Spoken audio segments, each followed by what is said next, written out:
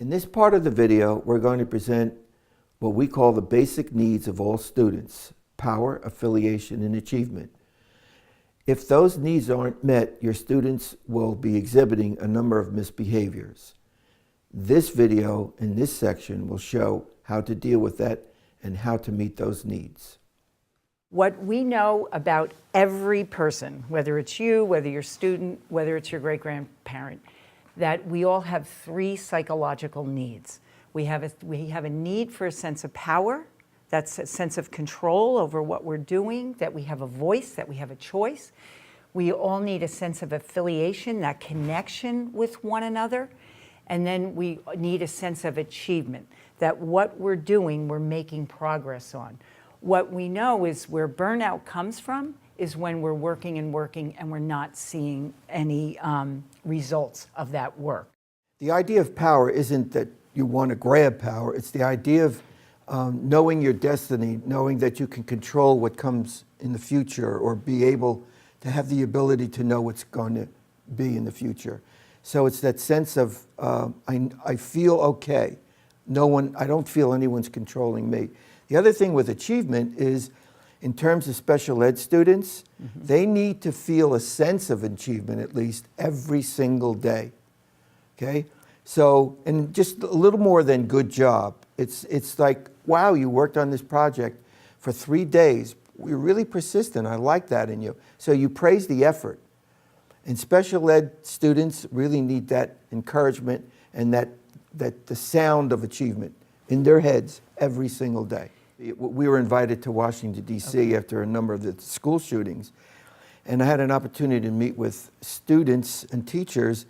And I presented this idea of power, affiliation, achievement to them. And they all agreed. They said, yes, that's very important, particularly affiliation.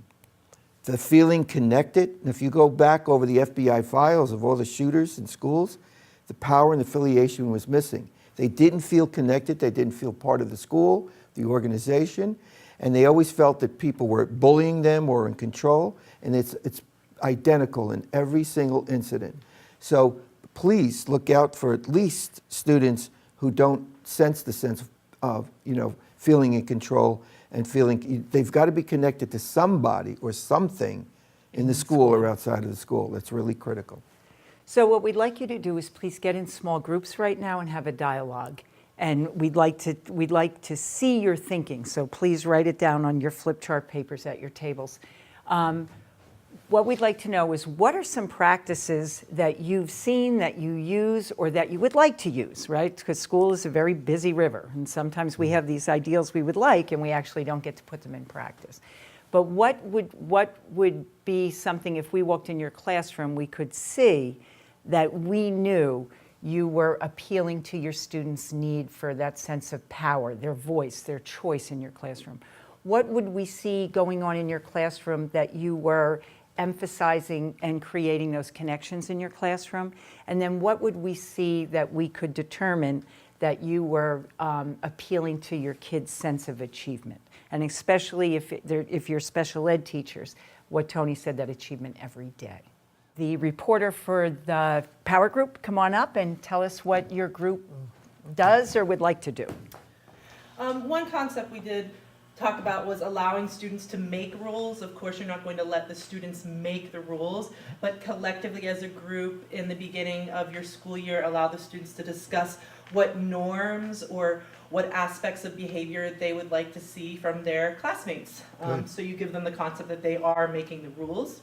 Another thing we talked about was allowing students to participate in classroom decisions, perhaps talking about, okay, this is the unit, we need to cover it in this amount of time, which aspect of the unit will we like to do first? So allowing them to kind of collaborate with you and each other on the course of learning. Another idea is giving students homework options. This is kind of what I've seen and what I've done in my classroom in the past has been what's called a homework menu. So, you have a month's worth of homework tasks and they can choose which assignment. Now by the end of the month they have to have them all done, but on a daily basis they can choose what they're doing.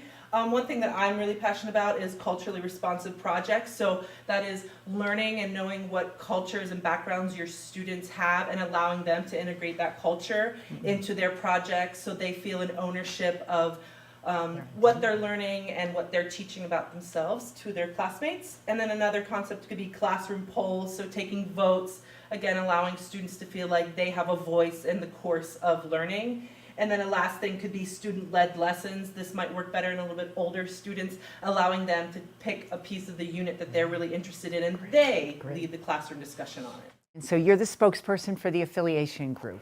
We were thinking of ways in our group to get our students to form affiliations, not only with each other and with the teacher, but also from classroom to classroom and if possible school to school, because we really wanted to foster a deep connection. Great. So the first thing that we started talking about was globally connected classrooms through use of technology like YouTube and things like that.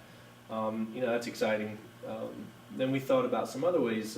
One way a person mentioned in our group was if they have a really challenging test, they'll create it more challenging so that they can give group tests and have kids work together. Wow. And that they found that to be useful.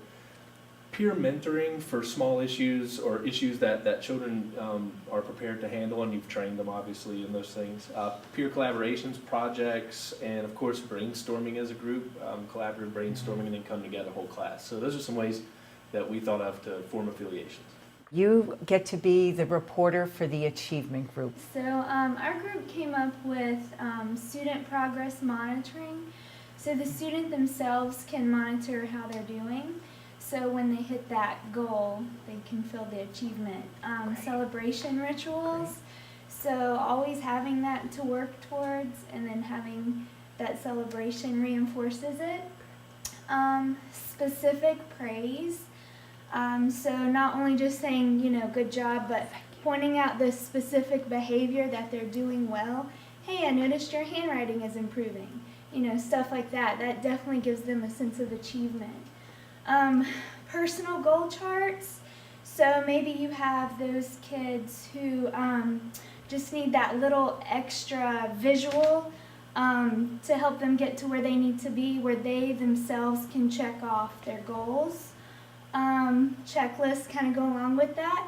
Sometimes your students are a little overwhelmed, so they need a little bit more organization. Setting real expectations for your students so that they can meet that goal, so they do feel that achievement. Realistic but challenging.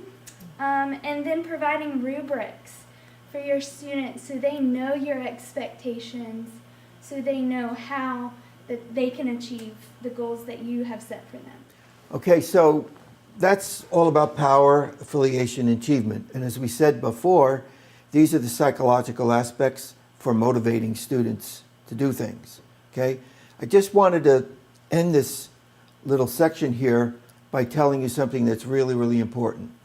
I think the number one need for all students, this is across the board, is the need to be listened to.